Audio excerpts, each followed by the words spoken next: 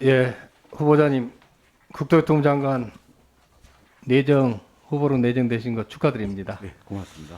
청문회에 임하면서 우리 후보자님께서 국토교통부 장관으로서 가장 중요한 덕목 중에 하나가 정직이다. 이렇게 말씀을 하신 걸로 알고 있습니다. 인사청문회 지금 정직하게 하고 계십니까? 예, 그렇게 하겠습니다. 예, 그런데 후보자님 그 법인카드 지출 문제 이 부분은 상식에 비춰봐서 후보자님께서 정직하지 않은 것 같다 이런 생각이 자꾸 들어갑니다. 제가 이 부분에 대해서 몇 가지 여쭤보도록 그렇게 하겠습니다. 2019년부터 지난해 7월까지 제주 한 오마카세 식당에서 51회에 걸쳐서 1,600만 원 상당 업무 추진비를 사용하신 적이 있지 않습니까? 이 식당이 우리 후보자님의 굉장히 단골 식당이었던 모양입니다. 그렇습니까? 몇 군데죠? 저희 도청이나 의회가 전부 애호하는 식당입니다. 예, 그런데 이 식당을 보면은요, 2020년 2월 1일 저녁에 이 국회 간담회, 관계자 간담회 17명이 참석해서 40만 원이 사용이 됐습니다.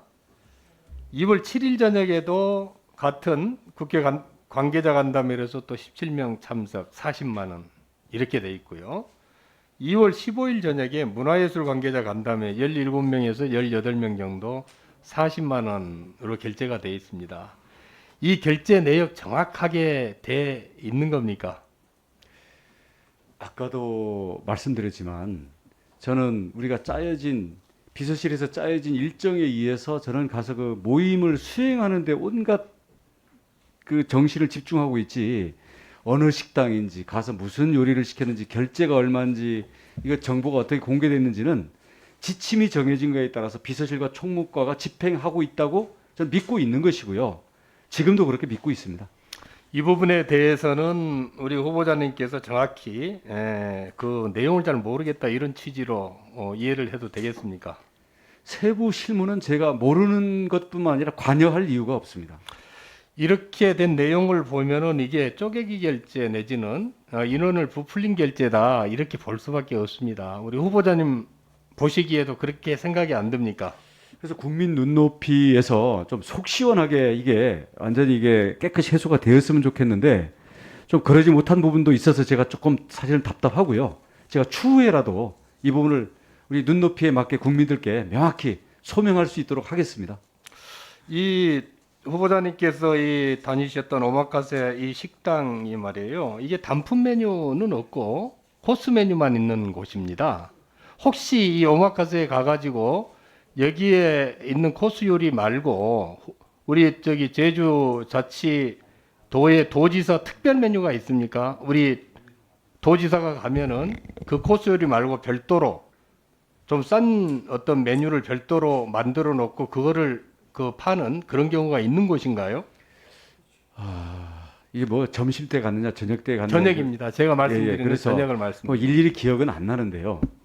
그러니까 여기는 그 뭐 요즘도 그 제주 여행객들이 가장 지금 선호하는 식당으로 좀 핫하게 뜨고 있던데 그 메뉴는 사실은 초밥 나오고 그 거기에 딸려 있는 몇 가지가 서비스가 굉장히 좋게 나옵니다. 그래서 그런 부분에서 저희는 이게 많은 분들이 애호하고 있는구나 이런 부분에 했지, 가격이라든가 이런 부분들에 대해서는 그렇게 정확하게 관심을 갖지는 못했습니다. 이 식당에 우리 후보자님께서 가시더라도 도지사로서 가시더라도 도지사라는 이유로 어떤 특혜를 받거나 특별한 메뉴를 개발해서 별도로 이 식사를 할 수 있는 곳은 아닌 곳이지요. 이것이 그것도 도지사님이나 잘 일반 모르겠습니다. 저는 세팅된 대로 모임을 하고 나오는 거지.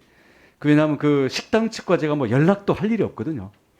이곳이 지금 이 메뉴가 디너 코스를 보면 최소 1인당 10만 원에서 15만 원입니다. 그렇지 않습니까? 근데 17명이 가서 40만 원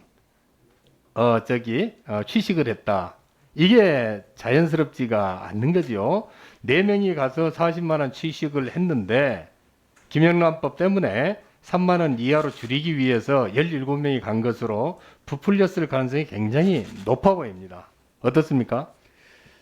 제가 말씀드린 것처럼 이 법인카드는 이 관사나 영빈관이 없는 관계로 크고 작은 외빈들을 이쪽으로 비서실에서 정한 경우가 있었고요.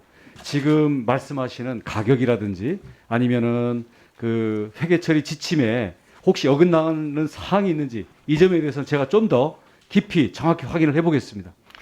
후보자님, 이 업무 추진 카드 결제는 어떤 지침에 맞게 현실을 왜곡해서 작성을 하면 안 됩니다.